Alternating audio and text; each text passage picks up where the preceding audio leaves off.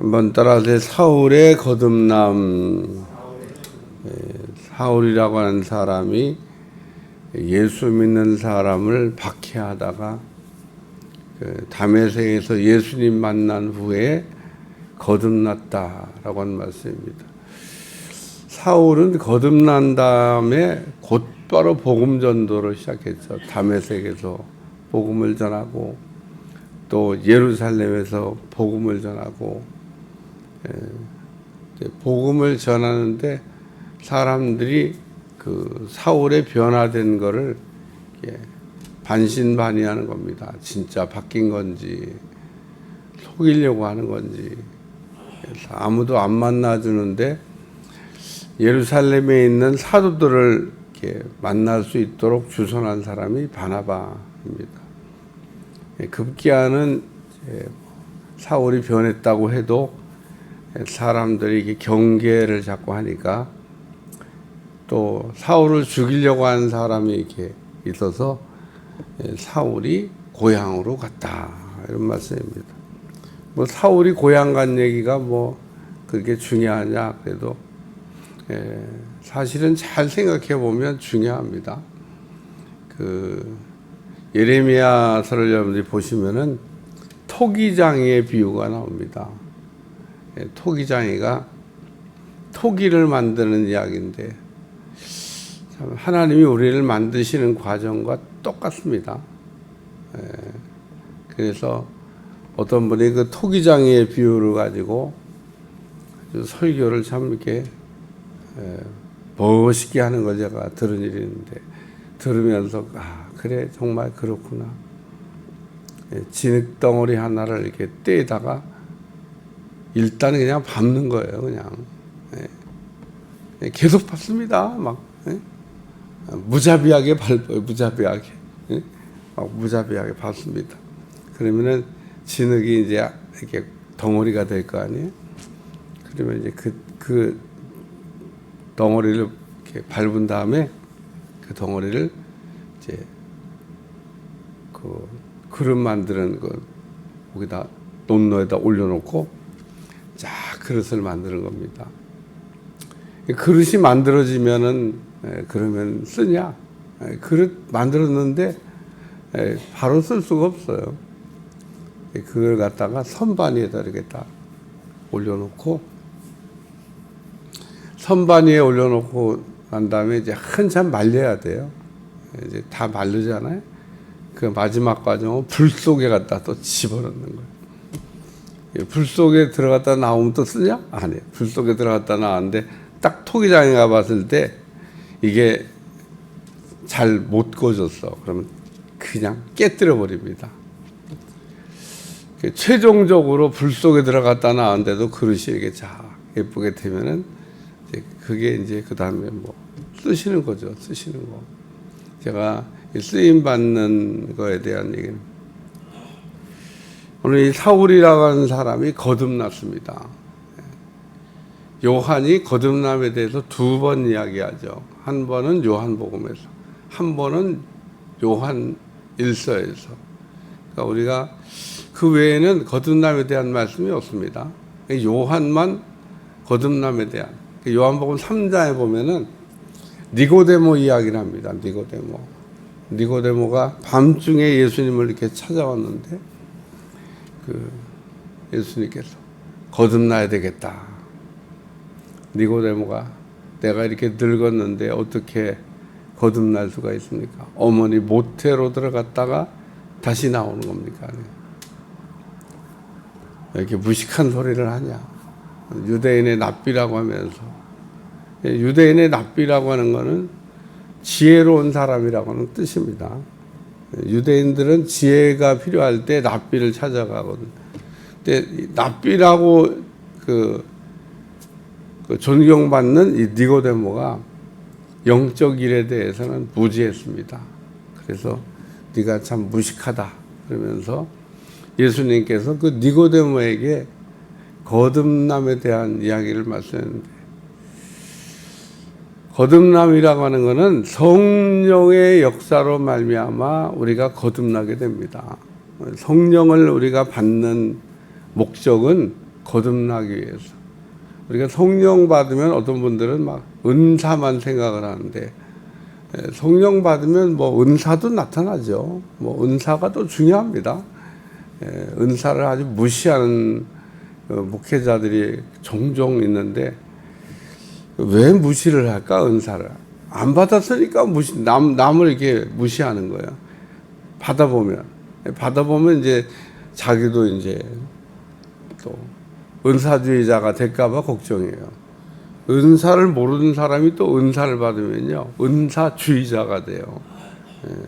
은사주의자가 되면 안 되는데, 그래서 주의자가 붙으면 다 그거를 원래 목적에서 벗어나 가지고 악용하는 거다, 이렇게 생각하면 됩니다. 율법이라고 하는 건 예를 들면 좋은 겁니다. 율법이 무슨 나쁜 게 아니잖아요. 근데 율법주의가 되면 이제 문제가 되는 겁니다. 율법을 악용하는 거죠, 악용. 그러니까 우리가 율법주의가 되면, 율법을 우리가 하면 주의가 되면 안 되듯이, 우리가 하나님의 우리가 은혜를 이렇게 받고 주의자가 딱 붙으면 안 돼요. 은사주의 그러면 안 돼요.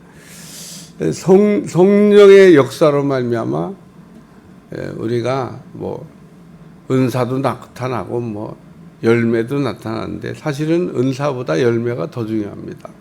성령의 열매, 그게 변화될 때 나타나는 그런 거예요.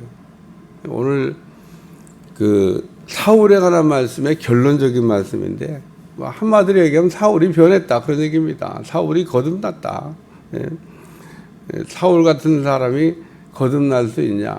성령의 역사는 사울 같은 사람도 거듭나게 해서. 그래서 오늘 제가 이 사울의 거듭남이라고 하는 얘기를 이렇게 하는 것은, 우리도 날마다 성령 안에서 사울과 같이 이렇게 변화가 되고, 우리가 그럼 뭐 사울보다 더 나은 사람이냐? 절대로 우리가 사울보다 더 낫지 않습니다. 더하면 더했지 덜하지는 않습니다. 이 얘기 들으면서 아닌데 이렇게 생각하는 분은요, 그게 바로 더한 사람이야. 우리가 사울이 이게 굉장히 악한, 예수님 믿는 사람들을 이렇게 어렵게 하고 아주 못된 일을 이렇게 했지 않습니까? 근데 우리는 뭐 사울보다 나은가? 사울보다 나는 그래도 좀 낫지? 이렇게 혹 생각을 하면 사울보다 더한 사람입니다. 그래서 오늘 사울이 변화됨으로 교회가 평안해요. 아니 이제 사울이 거듭났으니까 교회가 좀 평안하죠. 이 한 사람 때문에 여기 유대와 갈릴리와 사마리아에 있는 교회가 얼마나 막 어려움을 겪었어요. 그러니까 이 한 사람이 문제였는데, 이 한 사람이 이게 변화가 되므로 교회가 평안해졌다. 교회의 근심 걱정이 없어졌다, 그런 얘기입니다. 이 교회가 평안해요. 근데 뭐 어쨌든 이런 사울 같은 사람이 없어지면 뭐 좋은 것도 있고 나쁜 것도 있습니다. 이제 긴장이 또 풀리면 안 되는데, 어쨌든 사울이 거듭남으로 인해 가지고 그동안은 이 사울 때문에 뭐 유대와 갈릴리와 사마리아와 지금 지역에 있는 교회들이 막 어려움을 겪었는데, 교회가 평안하고 든든하게 서갔다. 아주 교회가 아주 견고해지고, 또 교회들이 더 이게 잘 세워졌다, 그런 얘기입니다. 두 번째 말씀은 주를 경외함이. 사울의 거듭나는 걸 보면서 사람들이 이제 더 경외하는 신앙으로, 이제 10장에 가면 경외에 관한 말씀이 한 번 더 나와요. 10장에. 여기 10장 2절 다 같이 읽어보세요. 다 같이 10장 2절. 그 다음 장이니까 시작. 경건하여 온 집안과 더불어 하나님을 경외하며 백성을 많이 구제하고 하나님께 항상 기도하더니, 뭐 고넬료 얘기를 다루겠습니다만은 여기 경외라고 하는 신앙이 나옵니다. 경외. 주를 경외함이. 초대교회에 이런 역사가 일어나니까 뭐 예를 들면 사도행전 5장에 아나니아 삽비라 사울의 거듭남 뭐 이런 사건들이 일어나는 걸 보고 주를 두렵고 떨리는 마음으로 이렇게 섬기는 경외하는 신앙이 회복됐다는 얘기입니다. 우리가 신앙생활하면서 경외하는 신앙이 있어야 되는데 우리가 하나님을 막 섬겨도 되는 것처럼 우리가 그 하나님에 대한 태도를 이게 가질 때가 있습니다. 우리의 뭐 겉모양이 그렇게 하고 있다고 뭐 신앙생활이 흔들리냐 그러지만 사실은 속이 변하면 겉도 변합니다. 근데 뭐 속이 변하는 건 둘째치고 겉도 안 변했는데 그러면 우리가 자칫 잘못하면 이제 외식하는 신앙에 대해서 거칠의 신앙으로 갈 수 있지만 그러나 우리가 겉이 이게 변했다는 얘기는 속이 변하면 겉이 변해요. 그러니까 우리가 속이 안 변했는데 겉만 또 이게 하는 것도 문제지만 기도하는 척하고 경건한 척하고 헌신하는 척하고 섬기는 척하고 하는 것도 문제지만 그것조차도 안 되는 겉도 변하지 않는 속이 변해서 겉이 변해야지 그러면서 그럼 겉은 어떻게 할 건데 우리가 겉사람만 신경 쓰는 것도 문제지만 겉사람의 변화가 속사람에서 온다는 생각을 하고 우리가 속사람이 변하면 겉사람도 따라서 변합니다. 진짜 우리가 그 신앙생활을 하는 거죠. 주를 경외합니다. 하나님을 경외하는 신앙으로 우리가 가면은 신앙생활을 잘하는 거예요. 레위기서를 하나님 우리에게 주신 것은 하나님을 경외하는 신앙을 가지라고. 이스라엘 백성들이 우상 숭배라고 하는 걸 가지고 하나님을 경외하는 신앙에서 벗어나고 멀어졌는데 오늘 우리가 살아가면서 하나님을 어떻게 경외할 것인가. 우리가 하나님을 참 섬기려고 하는 그런 마음이 우리에게 필요하다. 세 번째는 성령의 위로로 진행하여.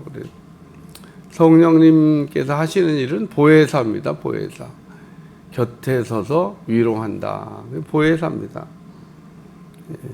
오늘 성령의 위로로 진행하여 수가 더 많아지니라.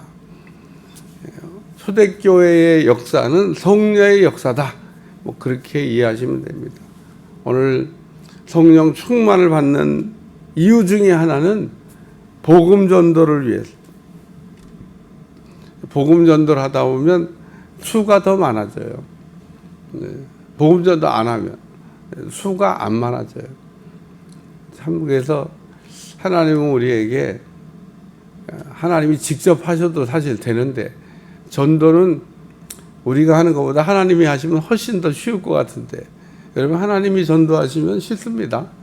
그게 부흥이고 그래서 부흥이 확 오면은 그냥 전도가 그냥 돼요. 그냥 우리가 막 이게 열심히 복음 전하면서 애쓰고 수고해도 전도가 잘 안 되는데 하나님의 거룩하심이 김포에 부어지고 또 뭐 경기도에 부어지고 아멘도 하시네 이민족에 부어지고 그러면 그냥 우리가 막 그렇게 전도해도 안 되던 전도가 막 확 됩니다. 그렇게 하나님이 막 추수하듯이 그렇게 영혼들을 건지신 적도 있어요. 하나님이 하시면 쉬운데 너무 어렵다. 교회 부흥도 안 되고 성령의 위로로 진행하여. 오늘 성령의 역사가 그렇기 때문에 오늘 우리에게 강력하게 많아지면 수가 더 많아져요. 진짜 부흥입니다. 진짜. 초대교회 때 그 성도의 수가 느는 거와 오늘날의 성도의 수가 느는 게 조금 차원이 다릅니다.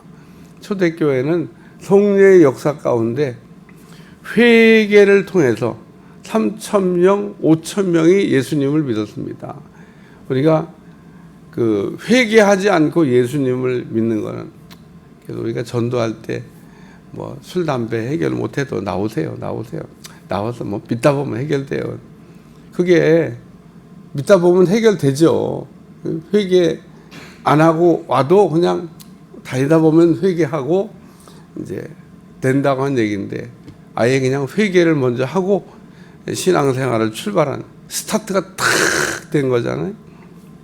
성령의 위로로 진행하여 수가 더 많아지니라. 오늘날 교회 부흥하고 조금 다른 초대교회 부흥의 역사입니다. 오늘 사울이 거듭남으로 교회가 평안해지고 주를 경외하는 것과 성령의 위로가 진행하면서 초대교회 부흥의 역사가 일어났다. 뭐 그 얘기를 하는 겁니다.